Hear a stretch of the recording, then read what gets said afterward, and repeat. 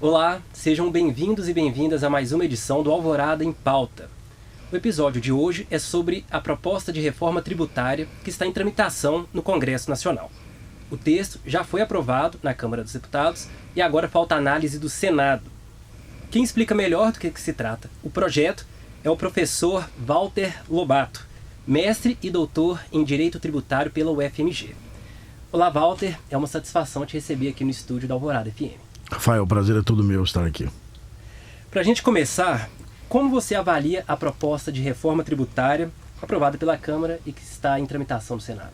Então, o Brasil discute por diversos motivos, né, históricos, culturais e até pela mudança de mundo, uma reforma tributária há mais de 20 anos. Né? É um consenso na sociedade de que o país precisa de uma reforma tributária.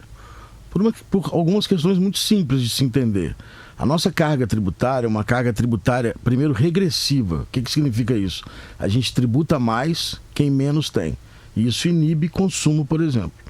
O segundo problema da nossa carga tributária é que ela é insegura, complexa e insegura. São tantos tributos, é tanta legislação, que você cria uma instabilidade jurídica de saber se você está fazendo certo ou errado. Isso inibe investimento. Então, há um consenso na sociedade brasileira e em todos os técnicos que nós precisamos da reforma. A grande discussão é qual é a melhor reforma, ou seja, qual é a reforma que de fato nós precisamos, né? Essa reforma agora aprovada na Câmara, na PEC, que foi agora aprovada na Câmara e foi remetida ao Senado, ela concentra na questão do consumo, ou seja, uma reforma tributária do consumo. O que ela faz? Ela pega alguns tributos que incidiam sobre o consumo, nem todos, mas ela pega o ISS, que era um tributo municipal, que é um tributo municipal, o ICMS, que é um tributo estadual, o PIS, que é uma contribuição para a União Federal, a COFINS, que também é uma contribuição, e o IPI, que é um imposto federal. Ela pega esses 5 tributos e ela transforma esses 5 em 2 tributos. No chamado IVA, que é o Imposto sobre Valor Agregado, que é um imposto já adotado em muitos e muitos países, e um imposto seletivo, que vai incidir sobre alguns bens ou serviços que, em tese, são prejudiciais à saúde ou ao meio ambiente. Então, em tese, ela traz uma simplificação, quase que matemática. Eu saio de 5 e vou para 2. A pergunta é se, de fato, ela trouxe ou não essa simplificação. Você falou agora dessa substituição de vários impostos para um agregado. Na prática, isso significa aumento da carga tributária? Não necessariamente. O que acontece? Hoje, a tributação no Brasil sobre o consumo é muito alta. E a tributação sobre o consumo significa que a carga é regressiva. Porque no consumo eu não consigo enxergar quem tem mais riqueza a ser tributada.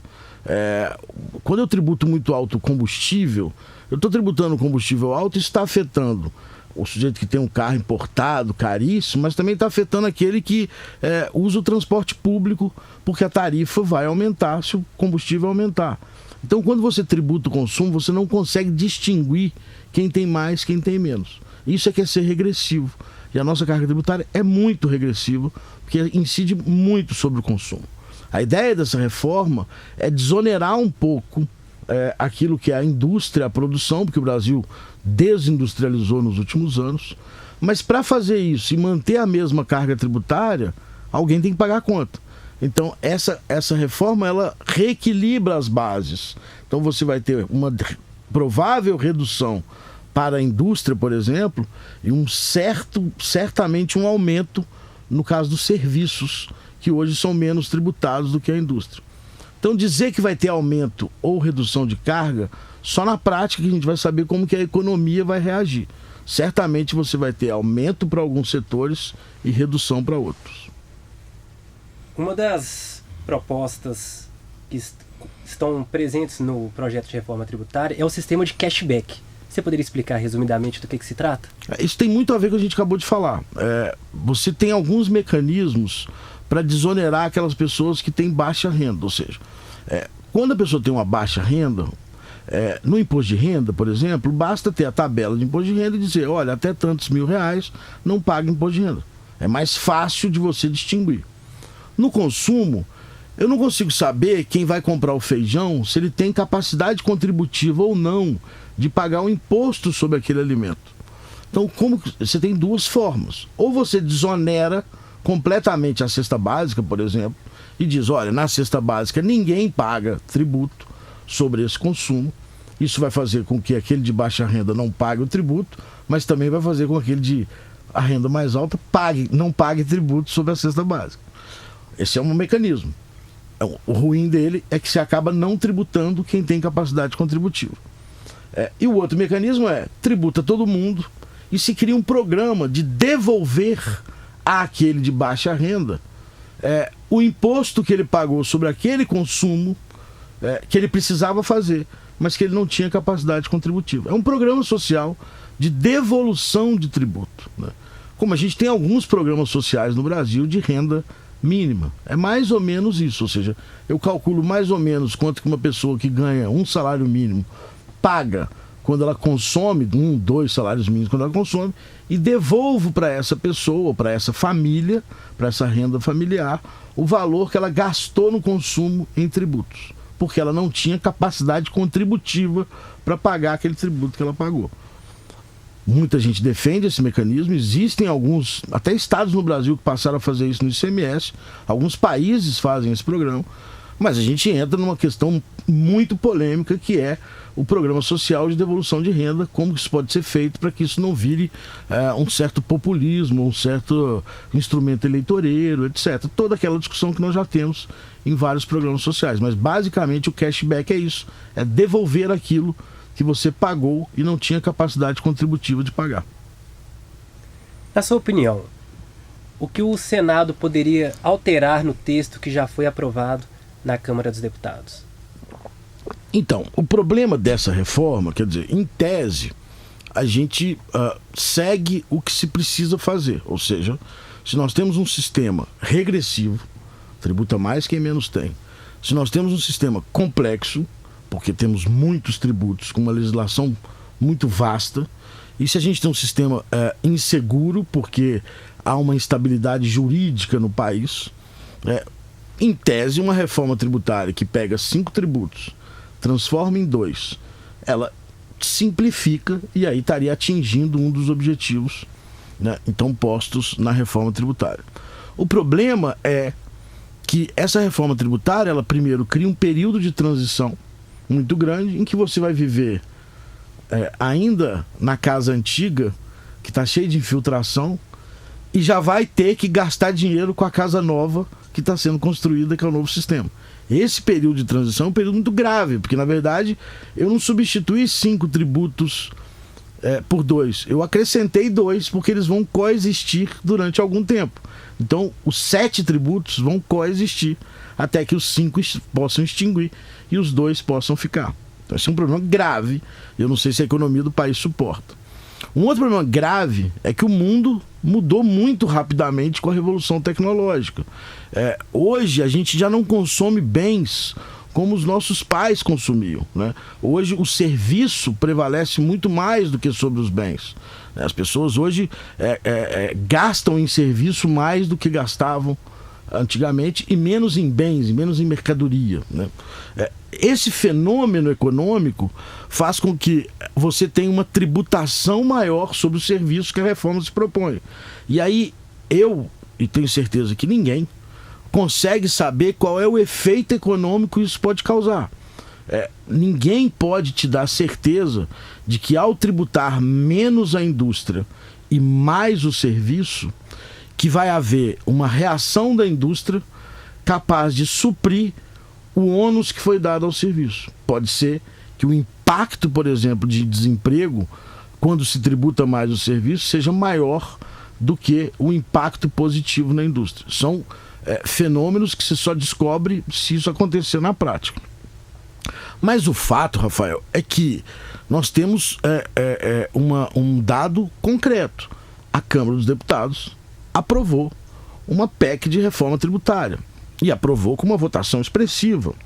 Significa dizer que o texto que está aí, ou o rumo que foi tomado, por mais que eu discorde dele, é um rumo que democraticamente foi escolhido pelo Congresso Nacional. Então, se ele for escolhido, eu preciso pular a etapa de que eu discordava que esse era o melhor caminho e ver se eu consigo ajudar a melhorar o caminho que foi escolhido pelos nossos representantes. Então, nesse sentido, se me perguntasse assim, o que você acha que você mudaria? Eu não teria pego esse caminho, eu teria seguido outros caminhos. Mas já que esse caminho foi pego, o que nós precisamos agora é melhorar muito o texto. O texto precisa passar por algumas reformas que dê mais clareza sobre os caminhos apontados, que dê mais segurança sobre esses períodos de transição. A reforma promete parar de cobrar o tributo do consumo na origem, onde se produz o bem ou o serviço, e agora no destino, onde se consome. Então, que destino é esse? Deixar isso mais claro. Equilibrar o federalismo no Brasil, porque esse tributo chamado IVA passa a ser um tributo da federação inteira, e aí vão ter assentos nele a União, os estados e os municípios. Então, como que vai compor o tal do Conselho Federativo? Quais são as regras de governança desse Conselho? Então, acho que agora a nossa grande missão é tentar trazer segurança jurídica, transparência e preservação do federalismo, menos Brasília e mais Brasil, para dentro do texto. Esse é um ponto muito relevante. E o segundo ponto muito relevante, que é a outra grande discussão, não se faz reforma de um sistema tributário só no consumo. Como eu disse no começo para você, o Brasil tem problemas graves de tributação regressiva. Quem paga muito tributo no Brasil hoje é classe média e classe com menor poder econômico. Por quê? Porque o salário é muito tributado. Então é preciso também fazer uma reforma sobre a renda. A renda é um pacote, a tributação sobre a renda é um pacote que precisa se acoplar a essa tributação sobre o consumo, para aí sim a gente passar a tributar mais quem mais tem e sobrar dinheiro, se é que é possível, mas ter uma sobra de dinheiro suficiente nas classes menos favorecidas para que elas gastem no consumo, e aí você começa a girar a economia.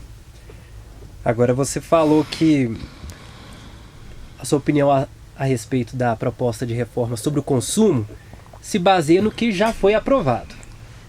Não é o caso da reforma sobre o imposto de renda, Exato. Que ainda não começou a tramitar. Então agora eu te pergunto, o que você acha que deve constar nesse projeto a ser enviado ainda pelo governo federal? Toda tributação sobre a renda, ela tem que ser progressiva. Ou seja, você não basta ter uma alíquota única, porque 20% para quem ganha uma alíquota que... Essa alíquota não existe, eu estou só fazendo uma hipótese. Ilustrativo. 20% para quem ganha 5 mil representa muito mais do que 20% para quem ganha 50 mil. 20% para quem ganha 500 mil. Porque aquele que ganha 500 mil, 20% que tirar de tributação, o que sobra para ele tem muito mais capacidade de aplicar o dinheiro, de conseguir rentabilidades maiores, etc. Então, você precisa tributar progressivamente. Quanto maior a renda, maior deve ser a alíquota. Claro que num limite, porque você não pode confiscar através do tributo. Mas é preciso criar uma progressividade. E o Brasil, a progressividade é muito pequena, né? Hoje o sujeito ganha 5 mil reais, é tributado a 27,5. O sujeito ganha 50 mil a 27,5, o sujeito ganha 500 mil a 27,5. Então é preciso criar uma tabela que dê mais progressividade. A tabela do imposto de renda tem um vexame que ela não corrige pela inflação, ou corrige muito pouco pela inflação. Houve agora um reajuste, mas há muitos anos, há mais de 15 anos, ela está defasada. O que significa isso? Se há 15 anos atrás quem ganhava 3 mil reais tinha uma determinada alíquota, hoje quem ganha 3 mil reais tem a mesma alíquota. 3 mil reais há 15 anos atrás representava, obviamente, muito mais do que hoje, porque o dinheiro foi corroído pela inflação. Então, essa pessoa de hoje tem menos capacidade contributiva que aquele de 15 anos atrás. Então é preciso que essa pessoa dos 3 mil de hoje seja menos tributada do que há 15 anos atrás. Como é que se faz isso? Corrigindo a tabela.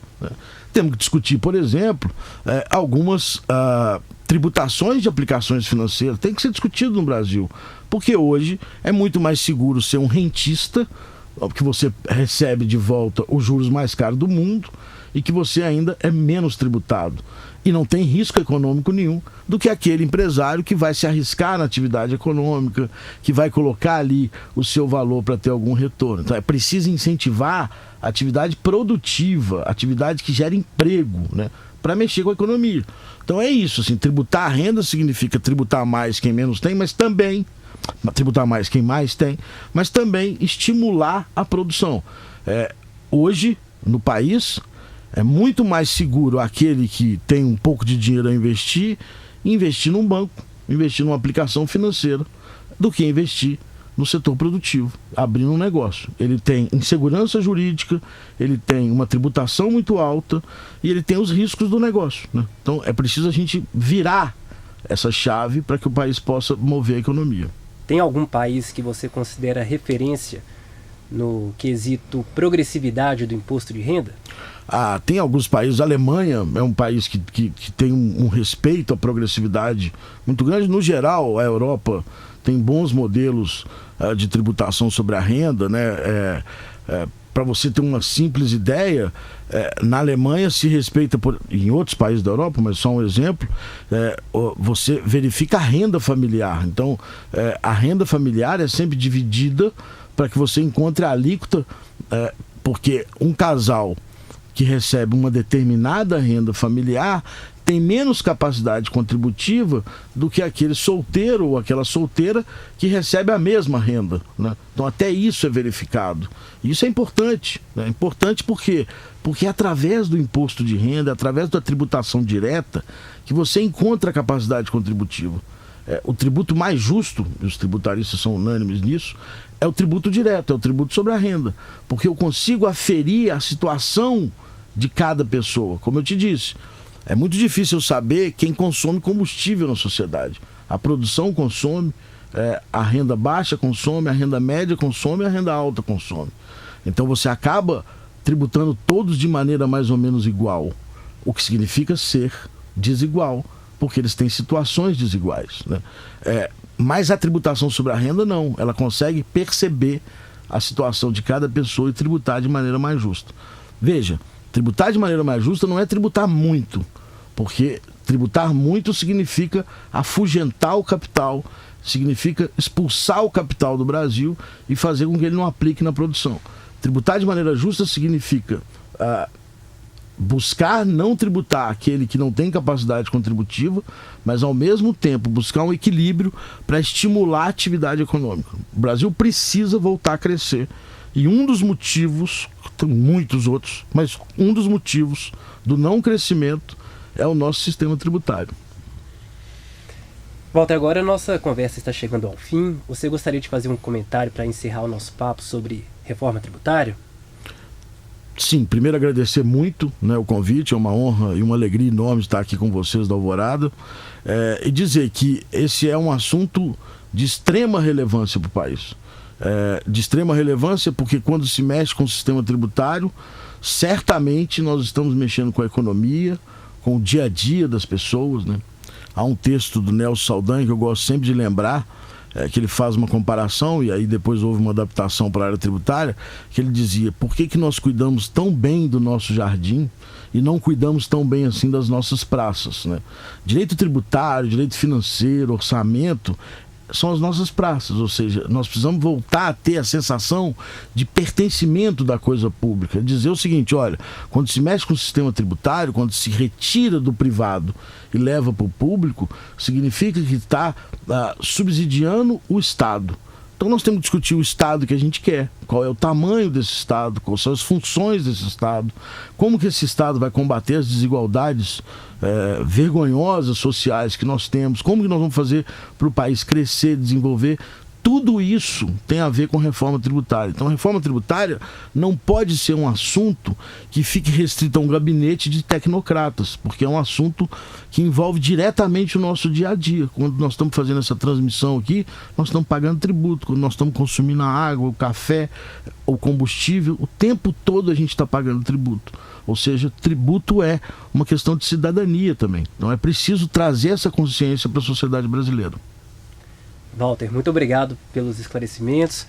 O Alvorada em Pauta de hoje fica por aqui. Muito obrigado e até a próxima.